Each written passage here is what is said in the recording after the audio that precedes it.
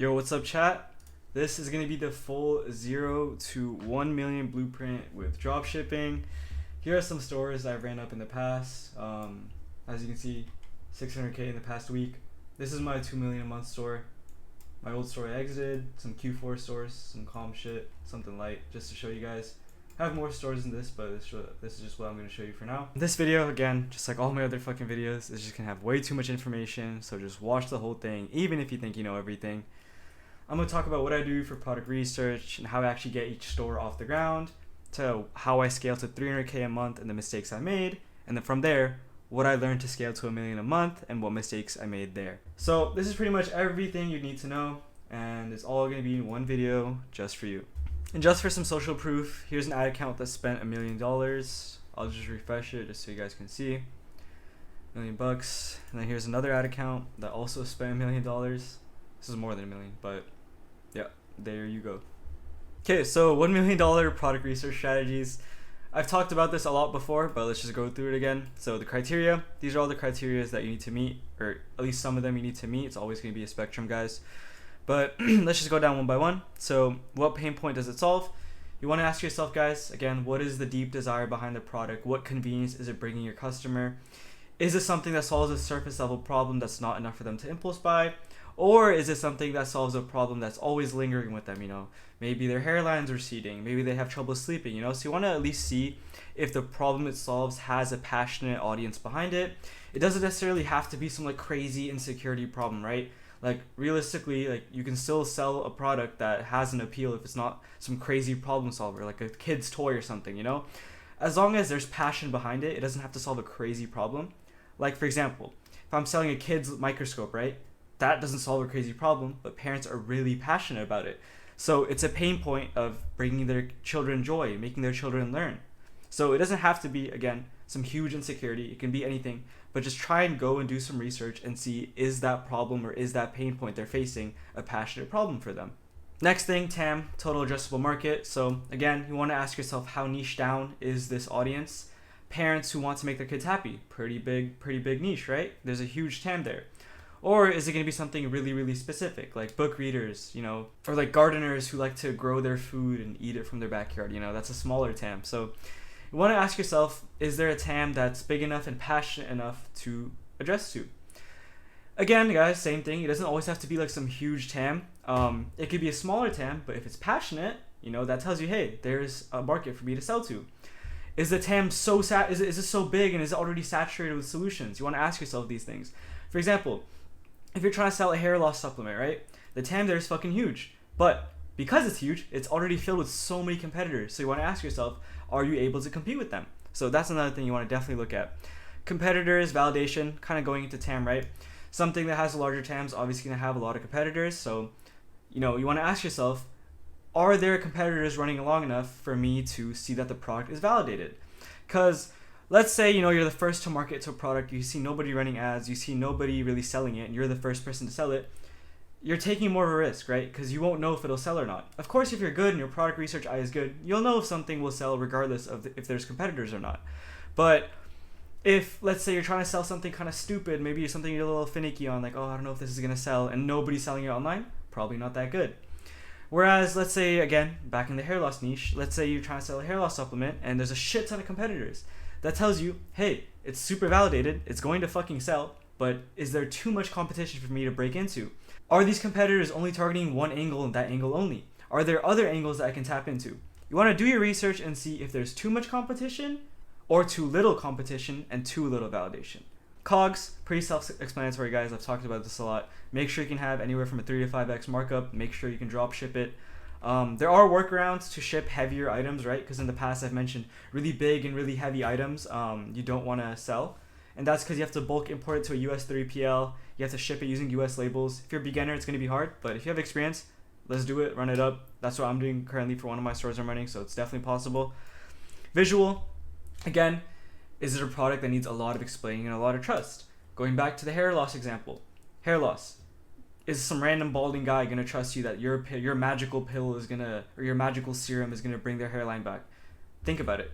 They've seen so many different hair loss solutions, so many different promises. it's going to be harder to convince them. Whereas let's say you're doing some instant hair dye powder that like covers their bald spots. That's instant. You can't question it. A lot easier to sell to, a lot easier to just scale up, less testing to do, especially if you're a beginner, pretty self-explanatory. Virality, something they can get at Amazon, something they can get at Target. Is it boring to them? Is it something they've never seen before? Is it something that's going to stop them from scrolling? Again, pretty self-explanatory. Seasonality, boys, we're going into Q4. Check your Google Trends. See if there's seasonality to your products. Follow the demand. For example, if I want to sell a heated jacket, especially with Q4 coming, go to Google Trends, go to the past 5 years. Whoa, there's a huge spike. Catch this spike as it's going up, start selling here. Done. Super simple. I've already talked about this so much. If you don't understand, go watch my other videos. There's a reason I'm breezing through it. Okay, product research strategies. Do not overcomplicate it, guys. There is no secret product research tool. It's all the basics. Everything you guys already know. Calo data. TikTok shop products with a bunch of validated UGC, right? There we go. All these products are winning products. Super self-explanatory. Just go through each page, play around with the filters. I personally like past 7 days. You can play around with the growth rate. Anything above like 70% is usually good if you want to find something new. Find things that people aren't running already. You know, this is like the meta right now. This is the wave for product research. So with Calo data, you want to make sure you're trying to at least be the first, if not the second or third to a product. You want to be like, ideally like one of the first people to catch a product. It's going to be hard to kind of run something that's been around on Calo data for so long, that's being ran up on meta ads already. So you want to try and be one of the first people to a product on Calo data. That's why on Calo data, speed is everything. It takes less skill, but you have to be super quick. You have to be looking every day. You're gonna have to spend a lot of time on here every single day. And I know it's pretty expensive, by the way, so if you guys want to check out in the description, I have the ecom tools I use. It's not the ones that log you out. I'm sure you guys have heard of them. These guys actually have like a custom browser where everyone gets their own individual account. So you can check it out. It's only like 20 bucks a month and you get access to Calo data and other stuff as well. Ad library. This is really, really good, but you're gonna need a little more skill to use it, because when you do Calo data, right, you're just ripping UGC videos. You know, there's not that much skill that's involved with it. But with ad library, right, it's going to require a little bit more effort, a little bit more customization in your ads, voiceover ads, all that stuff. So with the way ad library works is you go to here, you look up keywords that people would use, specifically like their offers and stuff. So you could try like buy one, 50% off and stuff like that. And the way I do it is I set the dates. That's what I like to do the most. I like to play around with these dates. And obviously you want video type to be video, language, English, all that stuff, but this doesn't matter that much. But this is the most important part. Impressions date, you want to find ads that are already profitable. But you're probably wondering, how do I know if they're profitable? If they're continuously running. No one's going to run an ad for a month straight if they're losing money on it. So today is August 22nd. So what is 2 weeks from that? August 8th. And what is 4 weeks from that? 22nd, 1, 2, 3. August 8th. And what is 4 weeks from that? 1, 2, 3, 4. July 11th. Okay. 7. There we go. So I basically made the to date right here, the date that was 2 weeks ago, and the from date that was 4 weeks ago. So this is going to show me every ad that was launched in this time frame, so anywhere from 4 weeks to 2 weeks ago. And of course, the principle behind this is you see ads that have been running anywhere from at least 4 to 2 weeks, meaning they're making money on it. Again, no one's going to be running ads for a long ass time if they're not making money. You're going to see a lot of bullshit. That's why you just keep on scrolling. And you just scroll until you find something that you like. A lot of it's going to be like ebooks and stuff like that. You're just going to keep on looking, and if you see something that catches your eye, right, you want to see how long they've been running for. So my computer's like breaking, but yeah, you hover over them, press view ads. Your goal here is to try and find newer brands that have launched. As you can see, these guys have 430 active ads. They've been running for a while because I already know them. You're probably not going to be able to compete with this. So the goal with the ad library method is to just use keywords to find brands that have launched within that 2 to 4 week time frame, ideally, right? You don't want it to be anything older than like a month. 1 to 2 months, I would say, at most. And your goal is to find someone that's new to the market and that's scaling, and just come in and introduce better ads than them. Pretty simple. Okay, so the next thing is the burner method. I've shat on it a lot just because, you know, it's pretty much a waste of time, especially when you're just a beginner. You won't know what a good product is. That's what's good about Calo data and ad library, right? Because you are exposed to only validated products, so that helps you train your eye. But when you're on the burner method, it's not really as validated. Whereas on Calo data, you can see how much is selling. Ad library, you see products where they have consistent ads being ran to them, meaning they're profitable. Whereas on burner method, you're just looking at organic. But I do like scrolling on Instagram Reels for products, not TikTok. Don't use TikTok, only Instagram Reels. And you have to be really, really picky with the product. And I usually just do it when I'm taking a shit. And honestly, like, I'll show you guys a store I launched using a burner method store, or a burner method product. I launched it just a couple days ago, and I'm just slowly scaling it up. It's already at 10K rev. So honestly, there's some promise there. You just have to be really, really cautious about the products you test. Make sure you ask all this criteria here, especially using the burner method. And honestly, those are the only 3 product research tools that you really need. You don't need to use spy tools, guys. People love to use spy tools like Winning Hunter and all that stuff, but like, you can. Spy tools, honestly, you don't really need. The only spy tool that can be decent is Winning Hunter, but like PP ads and shit like that, you don't really need. Winning Hunter, you don't really need as well, is because you can literally just go on ad library yourself and look, and like, I don't know, everyone's gonna be using those platforms because they're too fucking lazy to go here and manually look. So be different, be better. I recommend just looking manually on here. But if you're gonna use a spy tool, the only one I kind of suggest is Winning Hunter. But you really don't need it, guys. Like, I found so many winners just using these 3 things and these 3 things only. Like, the big guys will never use like these like fucking PP ads dog shit. Like, I'm telling you guys, the really big ecom hitters, they'll just stick to these 3. So just keep that in mind. Okay, so landing pages, your product page. This is like the simplest part. You guys really do not have to overcomplicate it, guys. Okay, so the reason I put Shopify here is because people sometimes ask, should I use gem pages, Replo, all that stuff. When you're testing, you do not need to be doing all that. It's all about speed. Stop trying to do so much. If you're going to be slow building landing pages on Replo and shit just for a product test, you're not going to be able to test with frequency and volume. You're going to be testing super slow.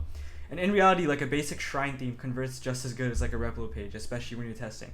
So please just stick to Shopify, use Shrine or some shit, build a simple product page. Product picks, spend a lot of your time on these things. Usually you can just steal them from a competitor. That's what I like to do sometimes, and just change it up a bit. You don't want to spend too much time just like manually making your pictures and stuff, unless your competitors don't have good pictures. But if they do, just steal them, tweak it a bit. It doesn't matter. If they don't, use ChatGPT for the pictures as well. Use Canva just to cook up some like basic pictures that explain the product and stuff. I can show you guys right here. Here's an example of like pretty simple visual product pictures. That's all you really need to do. You can use AI, you can rip whatever you want. And make sure to have the Kaching app. That's where you're going to do your offer for. So as you can see, this offer is hosted on Kaching. You want a code-friendly offer, buy one, get one free, buy one, get one 50, like a quantity break, free gift, especially if it's a high-ticket item, pretty simple. And then for your actual website copy, right, like the text, the actual writing, whatever you write on your website right here, you can just use ChatGPT, and you can also steal your competitor and just have ChatGPT reword it for you. The whole point is you want to be very, very fast. As you can see, your landing page should take less than an hour. For me, I can get one done in literally 20 minutes. Because all you really need to do is have a simple theme, have good product pictures, and have decent text. And you can get all that from your competitors. And you can just use ChatGPT to reword it and tweak it a bit. So very fucking simple. Your goal is to have a page done in less than an hour. And I've had some people ask like, oh, should I test with listicles, advertorials, any pre-sale pages? No. When you test, you do not want to do any pre-sale pages.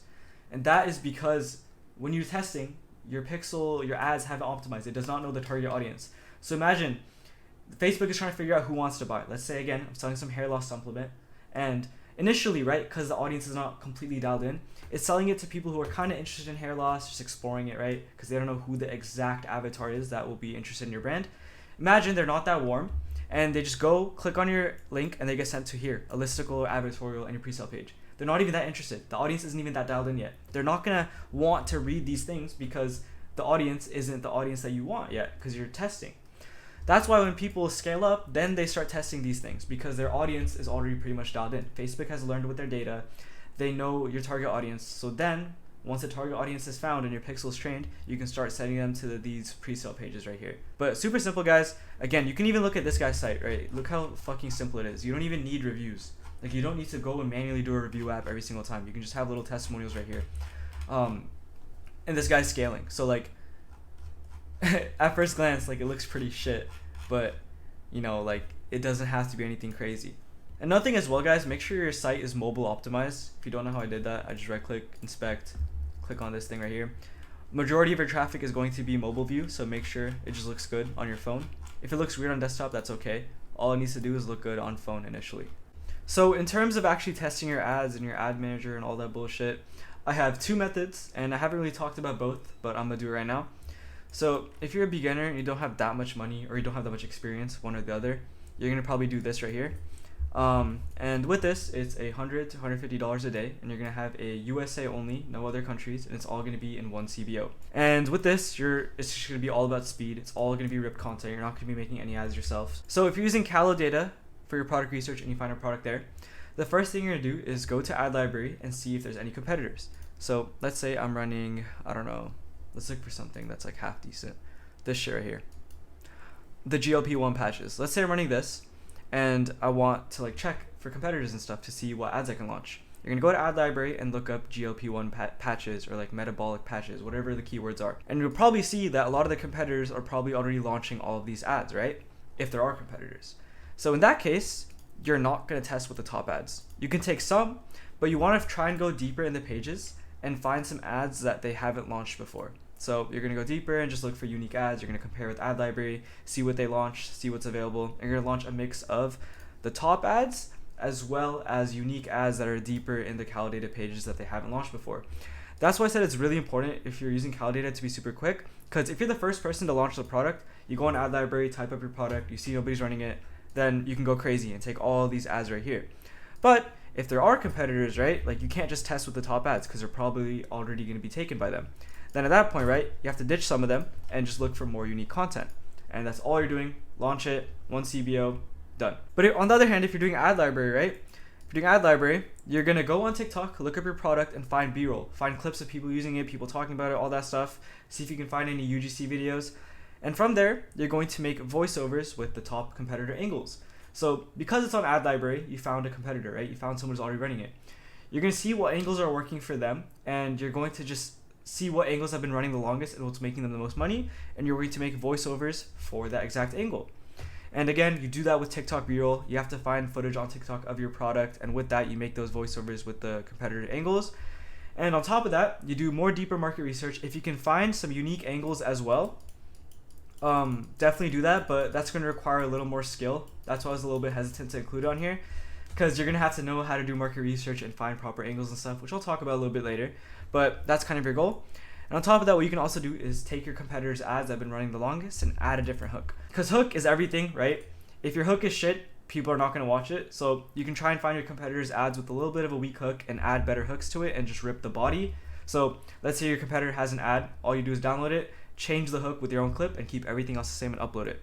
So it's going to be a combination of like TikTok UGC, TikTok voiceover clips that you make, and then competitors' ads as well. So it's going to be a mix of all three for ad library. A little bit more effort, but at the end of the day, all of it is still ripped. Okay, here's the advanced strategy that I do. This kind of applies for people who have a lot of skill, a lot more capital, and some teams and stuff. For me, I test with 200, sometimes even more. I'll honestly launch a test with like $300 if I want. Same US CBO, same setup as this. And it's going to be ripped and highly edited content. So what I do when I do this is I do really deep market research. And again, I'm going to talk a little bit about this more later when I talk about scaling.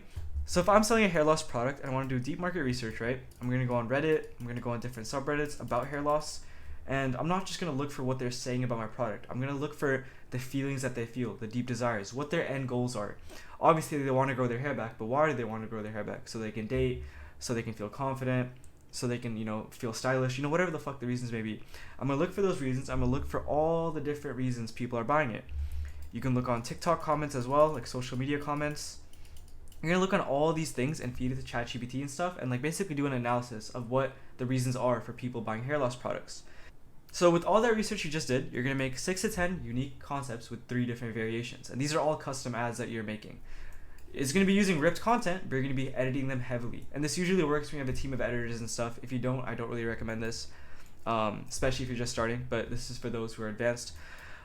Basically going to find as many different concepts with different angles as I can with my research. So for example, if I'm still doing that hair loss shit, one concept I might have is a story about how a guy was super insecure about his hair when he went out. He felt super ugly and he wanted his confidence back. That could be one. One could be about an old person feeling young again. Another one could be about some guy who's tried 30 different hair loss supplements and none of them work. So like a product aware audience. So you're going to test all those different awareness stages, all those different angles. Again, those angles are going to be based on the awareness stages. A little bit complex here. Don't worry about it. A lot of this is probably not going to apply to you, but again, you're going to be trying to hit as many different customer avatars as possible. And with the 3 variations, those are just 3 hooks you're going to have for each concept. So again, if I'm doing someone who's insecure, I'm doing a voiceover ad for that, I'm gonna have 3 different hooks just for that one ad. So it's gonna be one ad with 3 variations. And again, each concept's gonna have a different angle and avatar. Again, if you didn't understand, angle, let's say there's a guy who just wants to feel confident again, and the avatar could be someone who's been struggling with insecurity and he's 40 years old and he's starting to experience hair loss and he wants to feel confident again. So you want to have a variety so that you can see what's working and double down on it as you're testing. And as well, if there's Calo data UGC about my product, I'll also throw it in there. So with this advanced testing strategy, I really don't recommend it. It is not for beginners at all whatsoever. And you're basically going to have voiceover ads, VO ads, and ripped UGC. It's going to be a lot of effort. That's why I recommend having editors and stuff. But most of the times, if you're just starting, for most of you, you're probably just going to do this right here. Also guys, I just wanted to add, this is probably so overwhelming for you to listen to. It'll all come, I'm going to talk a lot more about this later, but this is really, really advanced, and the only reason I included it is because some people with experience do watch my videos, and if you have experience, this is the way I would test.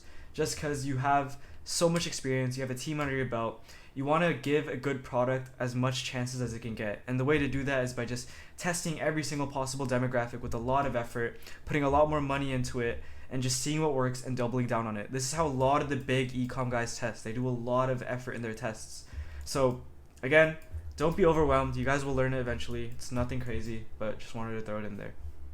Okay, so now is where the crazy sauce is about to be dropped. I'm going to talk about how I go from, this product research to page to testing all the way to 300K a month. And usually that's kind of like the hard stuck point for a lot of people.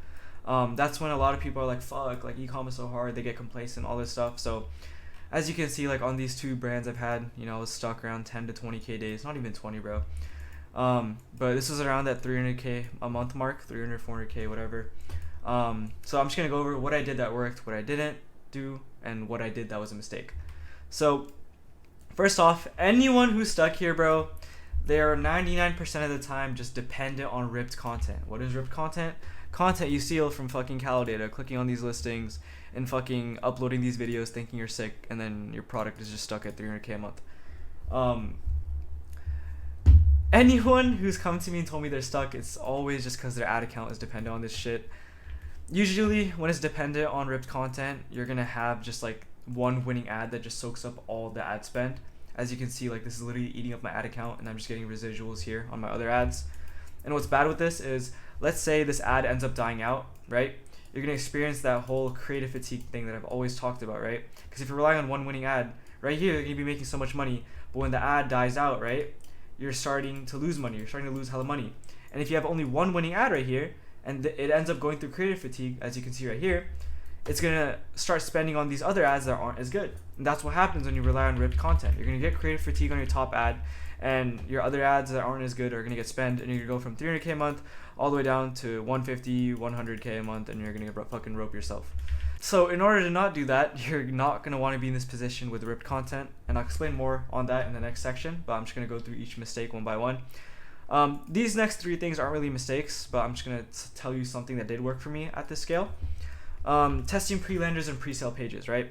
So this could be listicles, advertorials, and all this stuff. I build all these using Replo.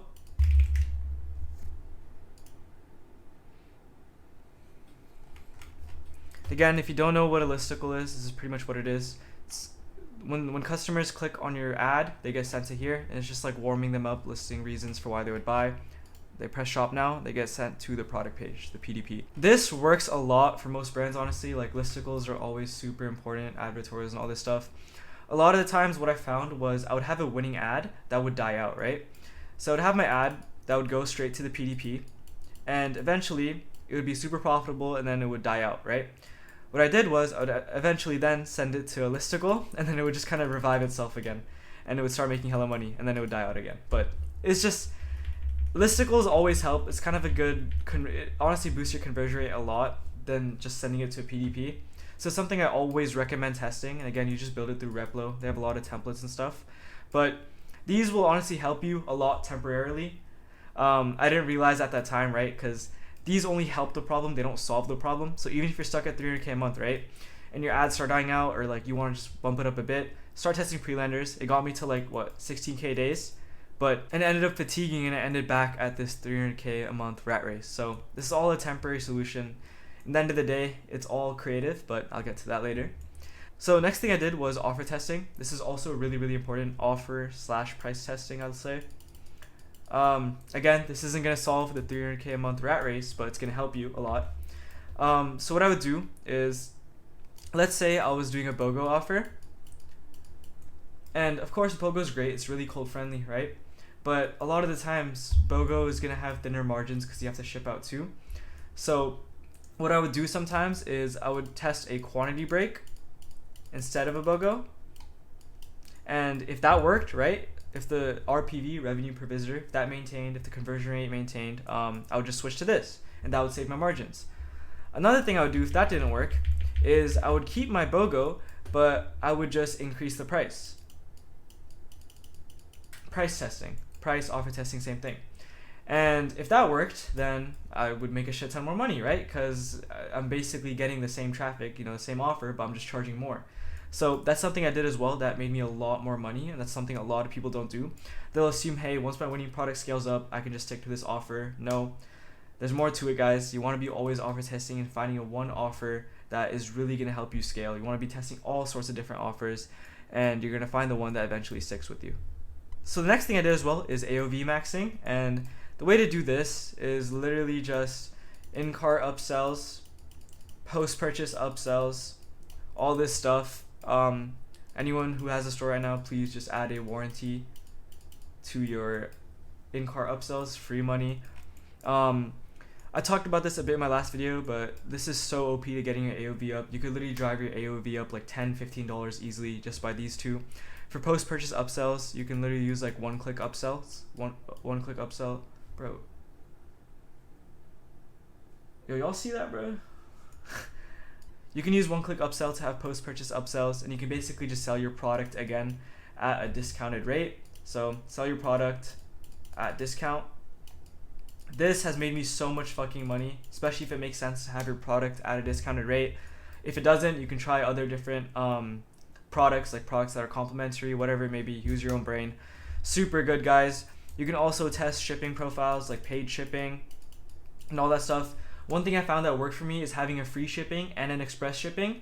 And the express shipping, you can literally put, like, let's say your paid shipping is 7 to 14 days. You can literally put like 5 to 10 days for express shipping and charge $3 for it, and most people would take it. So keep that in mind. These are all 3 different things you can do to mess around with your AOV. Super important. But again, it does not solve the 300K a month rat race. I hope you guys are starting to see the pattern. So now is where I start diving into the mistakes I was making. My overhead, my team was super fucking lean. I literally would have one VA and one video editor, and this is all it was. And my VA would just be responding to emails, and I would be writing all my scripts, and my output was fucking dog shit, my creative output. Now as we're going to get into the whole holistic picture of why these guys are stuck at 300K a month. I thought that I could just do everything myself. I thought that all I would need is a video editor and an email person, and I didn't want to take the risk on hiring someone to do scripts because it's super expensive and stuff. And I was like, you know what, I'm going to keep on doing it. And I burnt myself out, and I didn't realize until later on that breaking past 300K a month by yourself is pretty fucking hard. I was being too stingy with my money, and I was just scared to hire, right? Because when you assign script writing to somebody else, a creative strategist, right, you're going to be like, oh fuck, like my whole creative lifeline is based on this person that I don't even know. So I had to get over that fear, and I didn't realize that until later on, so that's what made me stuck at 300K a month. And then I was also trying to run multiple brands, because when you're at this level of scale, you can see I was running these 2 stores at the same time. You know, it's a lot easier because you don't have like crazy people to manage. You're not constantly testing creatives, doing crazy market research. So it's pretty easy to just like rip a bunch of content and run these quote unquote brands. So I was trying to do that at one point. Not good at all. But what I did have going for me was I was omnichannel. I was on Google. I had a good email list and all this stuff. So that's something you should do. But again, this is not going to solve the 300K a month rat race. So Subi, you just yapped a shit ton. Can you summarize all the mistakes that you made when you were stuck at 300K a month? First off, I did not do enough independent work. And you're probably thinking, what do you mean? I thought you said you didn't want to hire your creative strategist because you want to do all the scripts yourself. That's because I was not working intentfully. What that means was I was just writing basic scripts without thinking too much. I wasn't really putting the effort to do the market research that I was talking about down here, right? Deep market research. What I was doing was I was just using ChatGPT to come up with basic scripts, rewording it a bit. I wasn't really thinking. And what I would do is, let's say I had this winning ad right here. All I would do is just iterate. Iteration 1, iteration 2, iteration 3. It would basically be this thing repurposed into different ads. And sure, that could work initially, but over time, that's not really going to work. And that's what I mean by I wasn't doing enough independent work. I wasn't actually working. I was just being lazy.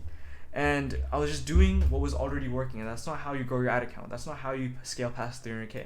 More on that later. As well, I also wasn't outsourcing my work enough at the same time because my ops were super lean. I didn't really have a strategist. I didn't really assign someone to write scripts for me.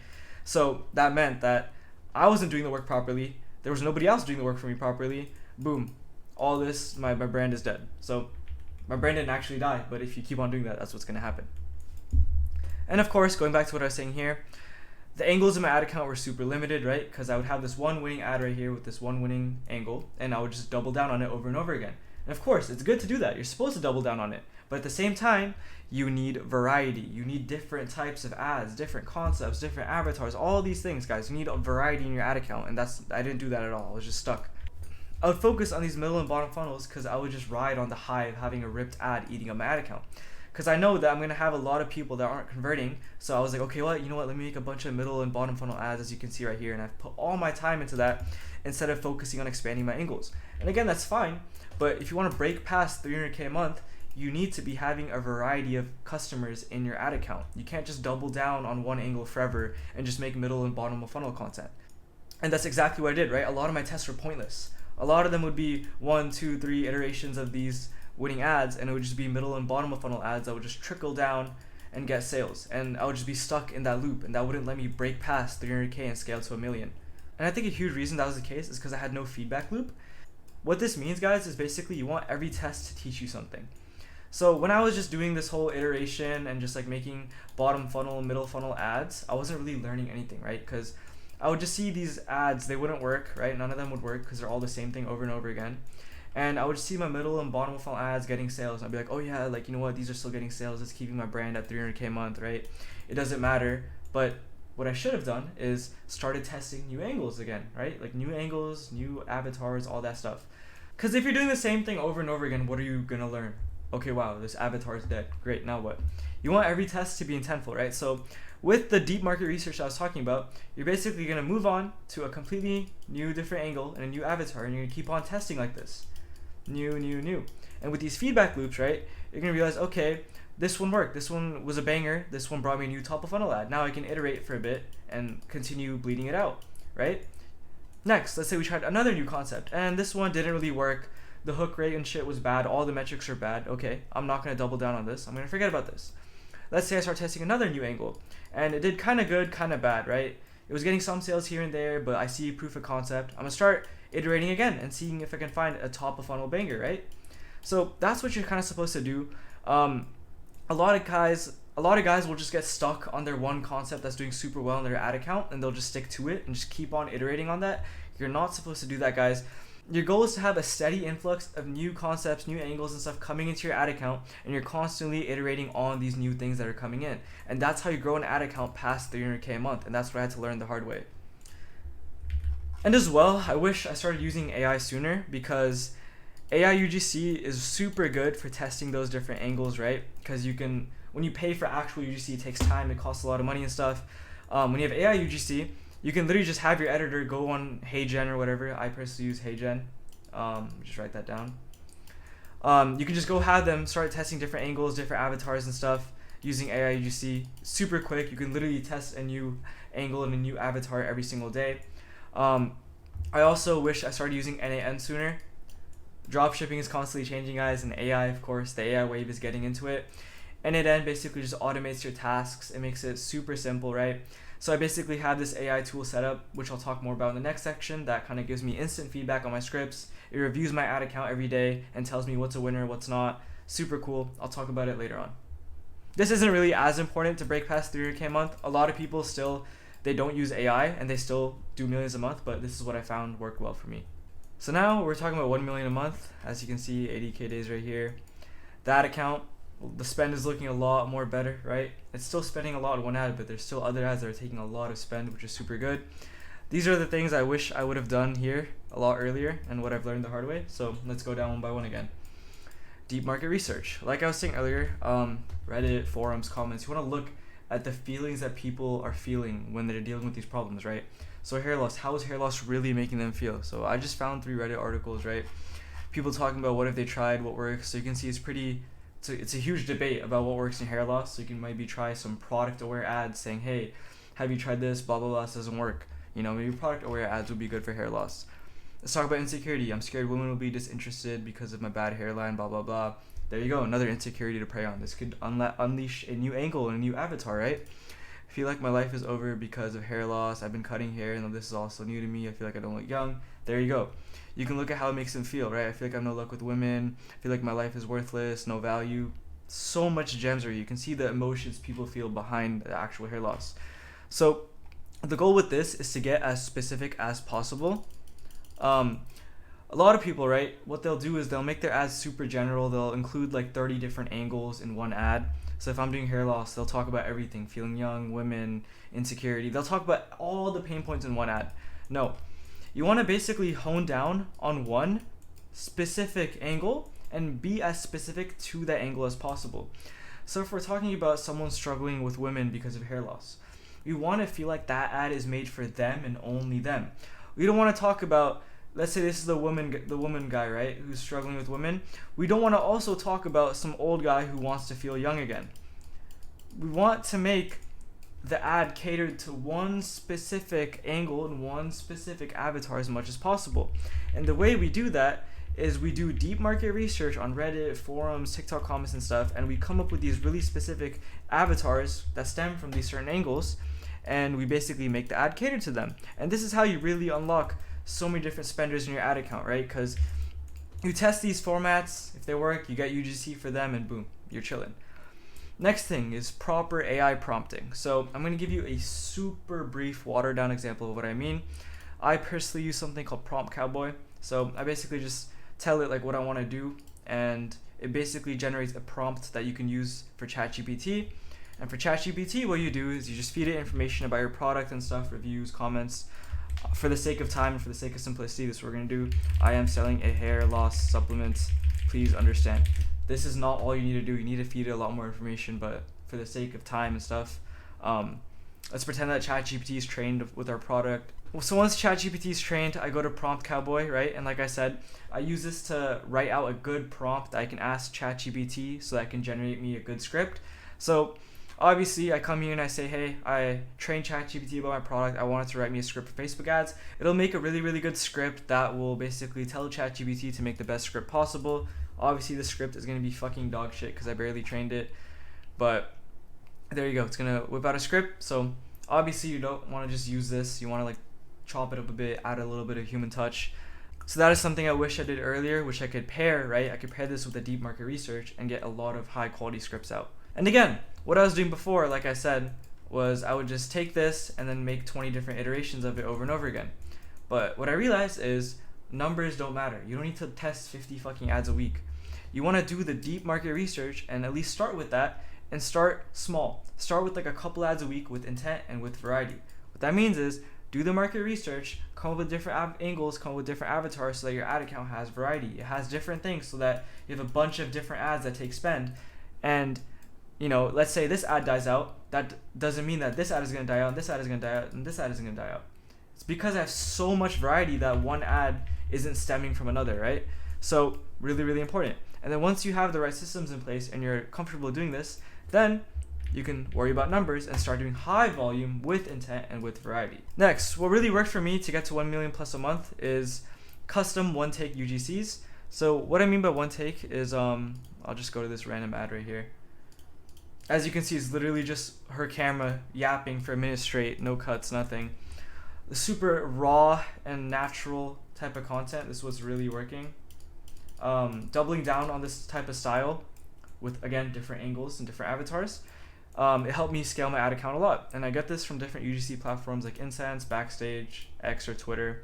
And I usually pay about $100 to $150. Pretty simple. Next, AI UGC. I was talking about this a little bit before in the previous section, but it's really, really good for angle and avatar testing. I personally use HeyGen and VO for this stuff. This basically allows you to just get a lot of volume of tests out without spending a lot of money waiting for UGC to come in and stuff, because it's all AI. It's spawned in instantly.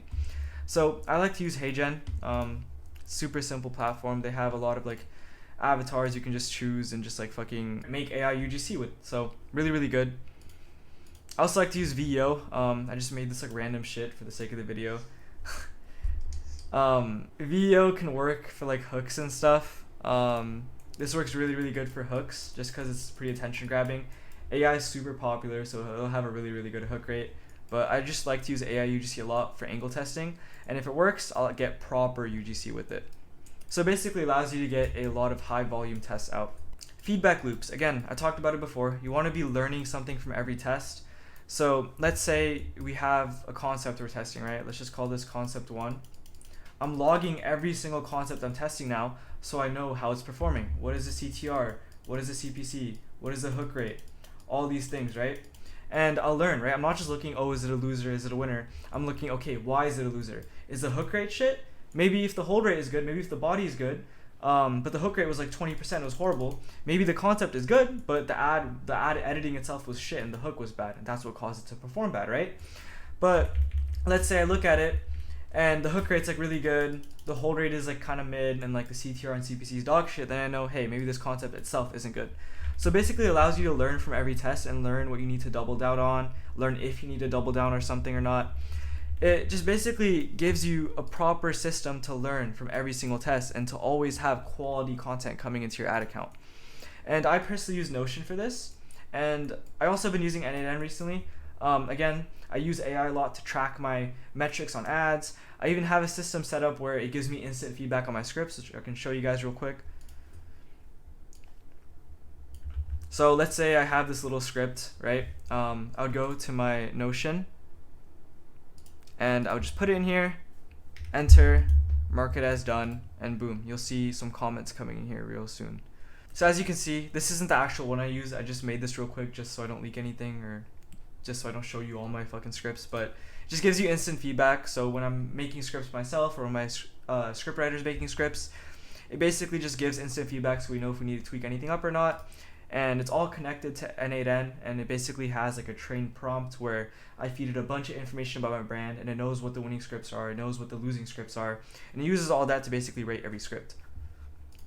So super good. I think N8N is going to be super huge in terms of like scaling up really high and having proper systems, so something to look into for scaling. Next thing, super important, right? Independent and having outsourced work. I talked about when I was at 300K a month, I wasn't doing independent work and I wasn't outsourcing. So what did I do? I did more of it. So a lot of people think when you outsource the work, right, you get your creative strategist. It's easy. Life is easy. You just sit there, let them do all the work. No, that is wrong. That is not what you do. Your goal is to have as many channels of creatives as you can. So what that means is you have your creative strategist giving you creatives, and you also are still in the business making creatives yourselves. You don't want to just rely on one guy. So sometimes what really big brands do is obviously the founder isn't making creatives himself. So what they'll do is they'll have outsourced work in different ways. They'll have a creative strategist, they'll have agencies, they'll have multiple creative strategists. That was supposed to be a 3. They'll do all these things just to increase their creative output so that they have multiple sources of creatives coming in. And once you're just breaking 1 million a month, I still think it's pretty important that you do creatives yourself, just because you know the brand, you know what works. So I've learned to do briefs, do creative briefs myself, do scripts myself, get UGC myself and stuff, as well as still have my creative strategist do the work. Of course, I'm not doing everything on my own. A lot of my work I'm sending to my creative strategist to review. But it's really important that you yourself still put in the work, because at the end of the day, you're going to care about the business the most. You're going to know the most. One really big thing that also works for me as well is having congruent pre-sale pages. So what I mean by that is, let's say I'm doing an ad for hair loss and it's targeted towards balding old men who want to feel young, right? Balding old and they want to feel young. Instead of sending them to the PDP or sending them some generic listicle, I'm going to send them to a listicle that is about balding men that want to feel young. So the headline might be 5 reasons why all balding men are feeling youthful with this hair serum. And it's going to have reasons that are catered only to these guys. And then let's say I have another ad that's catered towards people who are trying to get women from balding. Like, they don't want to bald and they want to get their hair back so they can get women, right? You're sending them to a listicle that's made for that specific avatar, that specific angle, that specific avatar. You want it to be as catered to them as possible. So the headline might be 5 reasons why balding men are starting to get women with this hair supplement. So you're gonna have really matching landing pages for each specific avatar and angle that you're targeting. And that's what's worked really, really well for me at this scale.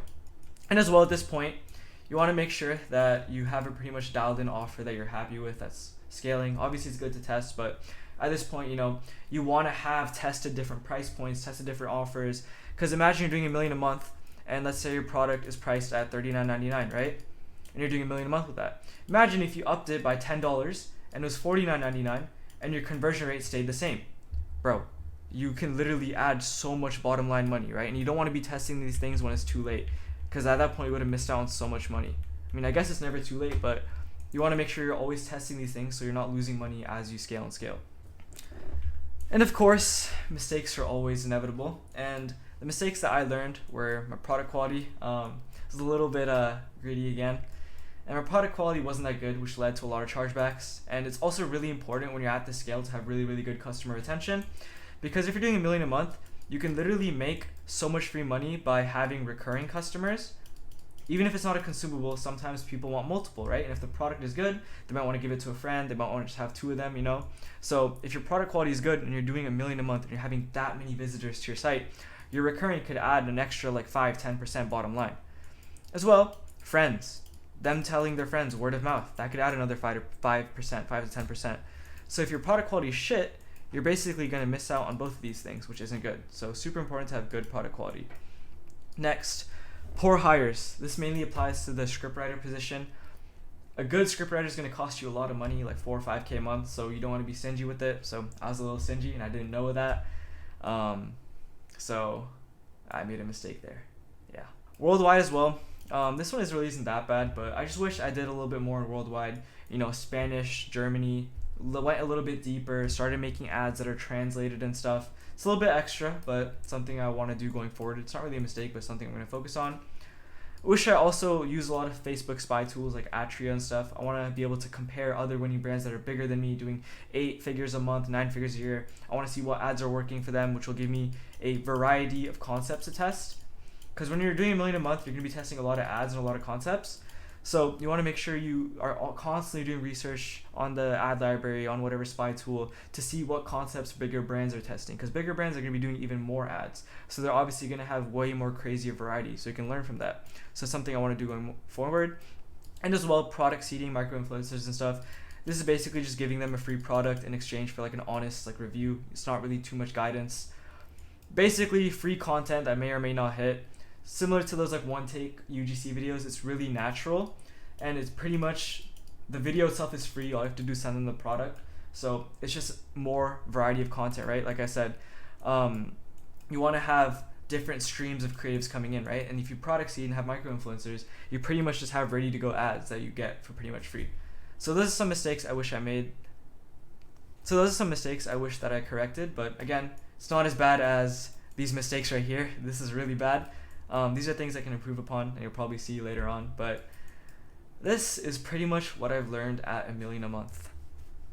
All this might be super overwhelming, guys, especially this part right here where I was yapping about angles, AI, Notion, N8N, and all this stuff. I know it's a lot, but this is kind of a roadmap that you can apply at any stage of your journey. Whether you're testing, right? If you're just testing products, you're probably going to learn a lot from this right here. You're probably going to make some mistakes, so you can use what I said here. And eventually, when you do get that winner, you will inevitably be at this point. And that's kind of why I wanted to talk about the mistakes I made here so that you guys can get to this point quicker. I know a lot of these terms are foreign, but you'll learn all these terms at the stage before. So all these terms right here might not make sense if you're just starting, but when you start doing 300K a month, you'll start knowing, oh, this is what subi meant. Let's say you didn't know what I was talking about here at 300K a month. When you get that winning product, right, and it starts scaling, you're going to be like, oh, I see what subi was talking about here. So this is kind of a reference that you can use at any time. So you should probably bookmark this video and watch it like 10 times. It'll probably make more sense at a different stage of your e-com journey. But that's kind of pretty much all I had to say in terms of what I've learned thus far. There's still more, obviously, which I haven't covered, but this is kind of just like a brief crash course. Anyways, I hope you guys had a lot of value out of this video. I don't know why my face is so white. Hold up. There we go. I hope you guys had a lot of value from this video. I talked a lot about the things I wish I learned. Honestly, I say this in every fucking video, bro. Every video is honestly something I wish I learned. But this is like crazy level sauce, bro. I'm not gonna lie. Like, especially all this shit I said at $1 million a month. Because tell me a guru that can hold $1 million a month consistently. I can't. So again, if it's all confusing, just watch over it when you're at a later stage in your ecom journey. If it makes sense, that's great. But you should have learned something regardless of what stage you're at in your ecom journey. And as well, guys, as always, there is a one-on-one mentorship down below. I'm gonna post some testimonials on my screen right now. If you want to check it out, you can. If you don't, doesn't matter. I have the time to run it. It's fun for me. Even though I'm still making scripts and shit, it takes like an hour of my day. So content is something I always like to do, and you know, might as well do one-on-one. So if that interests you, you can check it out in the link in the description below. But besides that, leave a comment if you guys have any video ideas. I was thinking about doing some like AI, UGC type of video next video, or even like a product research tier list. I don't know. But just let me know what you guys want. Comment down below, and I'll see you guys in the next video. Peace.